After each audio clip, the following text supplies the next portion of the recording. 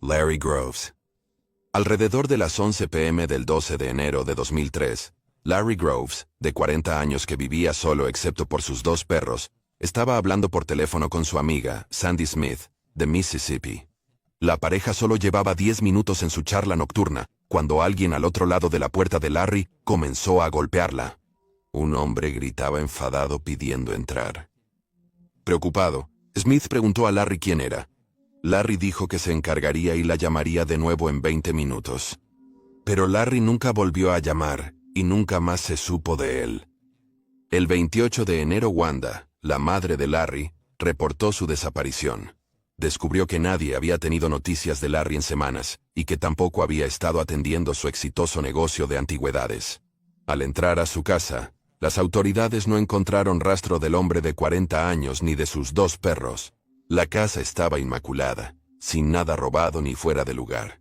Esto fue confirmado por su madre, quien continuó buscando pistas en la casa durante el fin de semana del Día de los Caídos en mayo, y por su hermana, Pam Spence, quien también buscó detalles que la policía pudo haber pasado por alto en la casa de su hermano ese abril. Luego, el 18 de junio, aproximadamente 5 meses después de la última vez que se supo de Larry, su vecino, un hombre llamado Dick Shalial, notó que el árbol de durazno en el jardín de Larry comenzaba a sobrepasar la cerca, que separaba sus propiedades. La fruta madura que caía al suelo atraía a las abejas que comenzaban a atacar al perro de Shalial cada vez que lo dejaba afuera. Ligeramente molesto por esto, comenzó a podar las ramas que colgaban sobre la cerca. Fue en este punto que Shalial notó algo perturbador. Grandes moscas de toro cubrían el interior de una ventana en la casa de Larry. El revestimiento exterior parecía como si hubiera sido pintado de negro. Ahora se dio cuenta de que los cuervos que frecuentemente se reunían en la valla habían estado comiendo estos insectos. Incómodo con lo que estaba viendo, Shalial llamó inmediatamente a Dirl Bennett, el dueño de la propiedad. Dirl era el padre del socio de Larry, Tom, quien había fallecido de un ataque al corazón en 2001. Ambos han vivido juntos en la casa desde que Larry tenía 17 años, tras darle Dirl la propiedad a su hijo. Sin embargo, una vez que Tom falleció, la propiedad volvió a Dirl, quien le dijo a Larry que podía seguir viviendo en el bungalow todo el tiempo que quisiera. Dentro, Shalial y Bennett fueron golpeados con un olor fétido. Pensaron que debía ser la carne podrida en el refrigerador, pero no lo era. Dirl y Bennett se dieron cuenta de que quizás venía del espacio de arrastre. Los hombres movieron juntos el escritorio de Larry, retiraron la alfombra y se reveló un olor a carne. Dirl y Bennett se dieron cuenta de que quizás venía del espacio de arrastre. Encontraron el cuerpo muy descompuesto de Larry Groves. Su cuerpo se había desintegrado tan mal en el calor del verano que no se pudo determinar la causa de la muerte. La familia de Larry, Wanda Groves y Pam Spence, se sintieron asqueadas por la noticia, al darse cuenta de que ambas habían estado justo al lado de Larry cuando estaban buscando pistas en la casa. Tras dialogar con amigos y familiares, la Policía Estatal de Indiana localizó el cuerpo de Larry Groves. El cuerpo de Larry Groves fue encontrado en la casa del hombre que había aparecido en la puerta, el 12 de enero de 2003. El 18 de junio de ese mismo año, el mismo día que se encontró el cuerpo, la policía llevó a este hombre para interrogarlo. El detective Don Curl, quien trabajó en el caso, describió al sospechoso, que nunca ha sido nombrado públicamente, como frío y calculador, nunca perdiendo la compostura ni cayendo en la provocación. La entrevista terminó, con el sospechoso permaneciendo en silencio hasta que llegó su abogado, después de decirle a la policía que ya había revelado todo lo que sabía. Un artículo de 2007 afirmaba que la policía no había hablado con el hombre desde esta entrevista inicial. En noviembre de 2006, el Laboratorio de Crímenes del FBI en Phoenix determinó que las muestras de cabello y sangre tomadas del cuerpo y del espacio de arrastre de Larry no coincidían de manera concluyente con el hombre sospechoso del asesinato. Se descubrió que el hombre estuvo en la casa del que apareció en su puerta el 12 de enero de 2003, un año después. Don Curl dijo que podría haber más evidencia para probar. En los meses posteriores a la desaparición inicial de Larry, su otro vecino de al lado, Fred Haldeman, afirmó haber visto camiones entrando y saliendo de la casa. Sin embargo, no le dio importancia, ya que el propio Larry a menudo conducía un camión y lo cargaba con antigüedades, por lo que era una escena común en la calle. La policía descubrió a partir de esta información que el sospechoso que interrogaron más tarde utilizó el camión del hombre de 40 años para cargar antigüedades y venderlas a los comerciantes de Michigan. En los años siguientes a la muerte de Larry, la policía no parecía estar más cerca de arrestar a su asesino. Para amigos y familiares parecía obvio quién era el responsable, sin embargo la justicia estaba fuera de alcance. Larry fue descrito por aquellos que lo conocían como, cito, alguien que te gustaba o no te gustaba, debido a su naturaleza franca y su enfoque sin tonterías, pero también como alguien en quien se podía confiar, que haría cualquier cosa por cualquiera. Su socio, Tom Bennett, tenía unos 10 años más que él, y le había enseñado a Larry todo lo que sabía sobre antigüedades. Según su amiga Sandy Smith, la pareja tuvo problemas para ser aceptada en su ciudad de Lakeville, Indiana. Larry era más afeminado y menos confrontativo que su socio, por lo que él soportó la mayor parte del acoso. Estas declaraciones de Sandy han hecho que algunos detectives en línea consideren si Larry fue el objetivo de un caso de odio. Larry fue víctima de un caso de odio. Se indica que su asesino conocía la existencia de un espacio de rastreo bajo la casa, desconocido incluso para su madre y hermana. Esta línea de especulación ha llevado a algunos a cuestionar la genialidad del personaje de Daryl Bennett. Estaba claro que él sabía que la trampilla estaba allí. Entonces, ¿por qué no dijo nada antes? Otra teoría que se ha discutido en línea es la idea de que el sospechoso quizás había traído algo de músculo con él. Otra persona para el trabajo sucio. Es posible que esta persona emboscó a Larry cuando abrió la puerta, y tal vez esto explicaría por qué el ADN encontrado en el cuerpo no coincidía con el principal sospechoso de la policía. Muchos también se han preguntado qué pasó con los perros que Larry poseía, ya que nunca fueron localizados. Dean Rauch, un reportero del periódico Lunar Echo en Lakeville, criticó duramente a la comunidad local por no preocuparse por el caso de Larry, o por encontrar a su asesino, culpando de esto a la homofobia. Dijo, cito, no hay verdadera indignación pública. Si esto fuera una mujer anciana o la abuela de alguien estaría gritando sobre este asesinato. Si fuera una niña de 11 años todavía habría cintas amarillas por todas partes. Pero en general, a nadie le importa. Creo que eso es triste. Hasta el día de hoy, casi 20 años después del asesinato, el caso de Larry Groves sigue sin resolverse. Leah Hickman. Leah Hickman era una estudiante de periodismo de transmisión de 21 años, que asistía a la Universidad Marshall, en Huntington, Virginia Occidental. Tenía grandes ambiciones de ser una reportera de noticias de televisión, y en el momento de su desaparición, vivía con su media hermana, Jessica Vickers, de 25 años, en un apartamento en la 8ª Avenida. Leah había asistido a la escuela cristiana del Valle de Ohio antes de graduarse de la Academia Cristo en Point Pleasant. Era muy querida por aquellos que la conocían, y disfrutaba de programas de televisión como Friends y Arrested Development, así como de pasar tiempo con sus seres queridos. Leah fue vista por última vez el 14 de diciembre de 2007 por su media hermana. Esa noche, Leah inició sesión en su página de MySpace. Luego llamó a un amigo para decirle que iba a McDonald's. Se encontró más tarde el recibo en su casa. Jessica Vickers habló por última vez con Leah esa noche, cuando la joven de 21 años estaba lavando platos, y le contó a Jessica sobre su nuevo horario universitario, y las calificaciones que había recibido durante el semestre. Parecía que Leah estaba extremadamente feliz con su vida, y con cómo iba a la escuela. Al día siguiente, el 15 de diciembre, Jessica llegó a casa para descubrir que las llaves, la cartera y el coche de Leah estaban allí. Pero la estudiante en sí no estaba. Su empleador de 5 meses, Dress Barn, informó que no se había presentado a trabajar, pero que había estado en el trabajo ese día, algo que era muy atípico en ella. Como nadie podía localizarla, la familia comenzó a preocuparse. Ron Hickman, el padre de Leah, fue especialmente afectado por la desaparición de su hija. Ron vivía a 1 hora de distancia en Point Pleasant, pero condujo junto con su hermana y un predicador para buscar en la casa de Leah.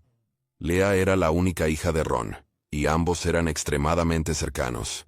El lunes 16 de diciembre de 2007, se presentó un informe de personas desaparecidas en el Departamento de Policía de Huntington. Las fuerzas del orden y los grupos de búsqueda peinaron la zona, mientras que Dress Barn ofreció una recompensa de $10,000 por cualquier información que llevara al paradero de Leah. Una semana después, el 21 de diciembre, justo días antes de Navidad, El cuerpo de Leah fue encontrado en el espacio de rastreo debajo de su edificio de apartamentos, su cuerpo envuelto en plástico. Se determinó que había sido asesinada, habiendo muerto por estrangulamiento. El espacio de rastreo del complejo de apartamentos se podía acceder a través de la lavandería comunitaria y a través de cada una de las 4 unidades del edificio. 2 de las unidades del apartamento estaban desocupadas, con Leah y su hermana residiendo en la tercera. La 4ª unidad estaba ocupada por un hombre que tenía una coartada sólida, que confirmaba que estaba fuera de la ciudad cuando Leah fue asesinada. Desde el principio, la policía tenía un sospechoso en el caso, alguien que no fue nombrado públicamente. Afirmaron que estaban tratando de recopilar pruebas para poder construir un caso contra esta persona no identificada, creyendo que esto no fue un acto de violencia aleatorio, sino que fue llevado a cabo por alguien familiarizado con el bloque de apartamentos y con Leah misma. El departamento de policía de Huntington se inundó de pistas sobre el asesinato de Leah. Amigos y familiares colgaron volantes por toda la ciudad, pidiendo información. El fin de semana antes de Navidad, Dress Barn cerró sus puertas, colgando un cartel que decía que habían cerrado por respeto para su antiguo empleado. También cubrieron los costos del funeral de Leah. Las pruebas de rastreo encontradas en la escena fueron enviadas a Phoenix, Arizona, para pruebas de ADN en 2008, y en 2009 los resultados regresaron, pero no proporcionaron respuestas. Alrededor de este tiempo, la policía dijo que todavía tenían algunas pruebas y planeaban usarlas cuando la tecnología avanzara más, con la esperanza de que algún día llevara a respuestas para la familia de Leah. A lo largo de los años, muchos miembros del departamento de policía han asegurado al público y a la familia de Leah que su caso no está frío y no se ha cerrado, pero parece claro que el progreso ha disminuido considerablemente. Muchos detectives en línea han criticado la investigación y expresado insatisfacción con el trabajo policial mostrado por el Departamento de Policía de Huntington. Hay mucha especulación, tanto en línea como entre la comunidad local, de que el exnovio de Jessica fue responsable del asesinato, ya que culpó a Leah por el hecho de que Jessica había terminado con él. Supuestamente él y Leah nunca se llevaron bien. También hay muchos rumores circulando sobre Jessica ayudando a este hombre a encubrir el crimen, y que el plástico que envolvía a Leah era de la obra de Jessica o del trabajo del exnovio. Sin embargo, ninguna de estas postulaciones tiene pruebas que las respalden, y parecen ser simples especulaciones. Tras el asesinato de Leah, su padre siguió viéndose con Lutensky repetidamente. Aunque Williams ya se ha retirado, él y Ron continuaron manteniéndose en contacto. En un artículo de 2019, Ron Hickman contó cómo su hija dejaba impresiones en las personas.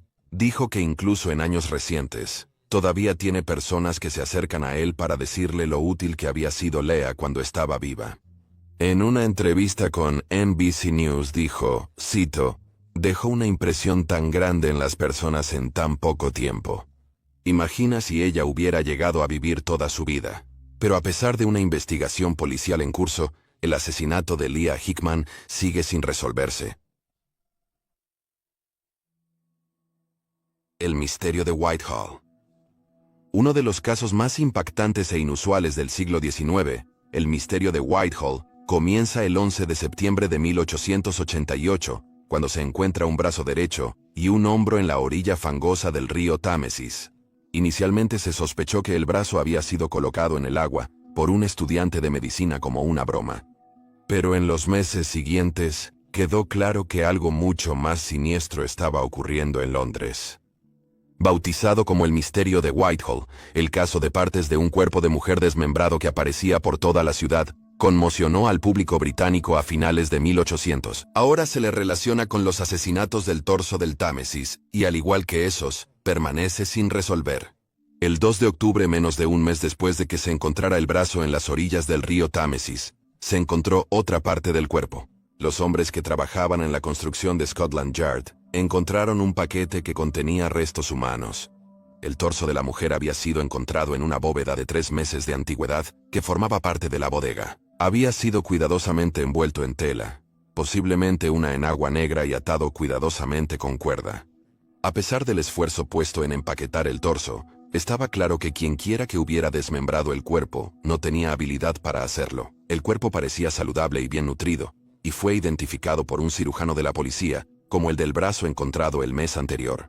Se creía que el torso había sido colocado allí después del 29 de septiembre, ya que ese era el día más reciente en que los trabajadores habían estado allí en el sótano. El descubrimiento del brazo seguido tan de cerca por el hallazgo del torso llevó a la creación de pánico entre los locales y al miedo de que el asesino nunca fuera atrapado.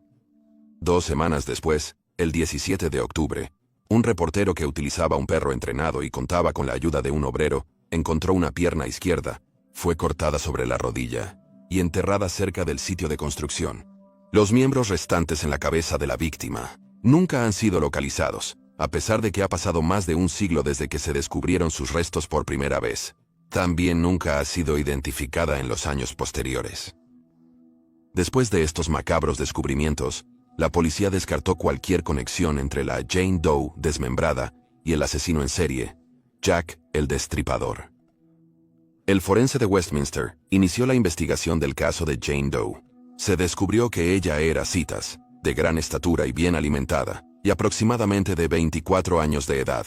Se observó que su útero había sido removido, y que su brazo derecho había sido removido por alguien con conocimiento anatómico post-mortem.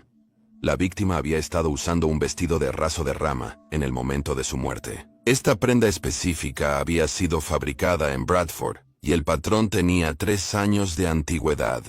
Algunos pedazos de periódico encontrados dentro del torso provenían del Echo, con fecha del 24 de agosto, y del Chronicle, aunque la fecha de este periódico en particular es desconocida. No se pudo establecer la causa de la muerte de Jane Doe, aunque se cree que no sufrió asfixia ni se ahogó. Se estima que ha estado muerta durante aproximadamente 6 semanas a 2 meses. Parecía muerta por unas 2 semanas. Era una persona saludable y no había señales de que hubiera tenido un hijo en su corta vida.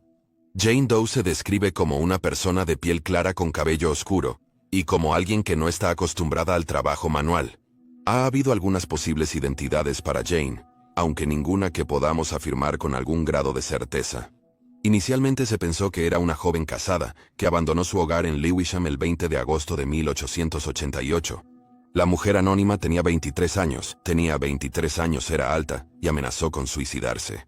Se cree que esta mujer sí cometió suicidio y probablemente no sea Jane Doe. Otra posibilidad es que Jane fuera una mujer llamada Emma Potter. En septiembre de 1888, su madre se presentó temiendo que el cuerpo fuera el de Emma, quien tenía 17 años, y citando, intelecto débil. La joven había salido de su casa un día y simplemente nunca regresó. El cirujano policial confirmó el fallecimiento de Emma Potter. Se confirmó que los detalles que la madre dio de la niña coincidían con los del brazo de Jane Doe, pero esta pista nunca ha sido probada ni refutada. En uno de los casos fríos más macabros de los años 1800, tanto Jane Doe como su asesino siguen sin ser identificados.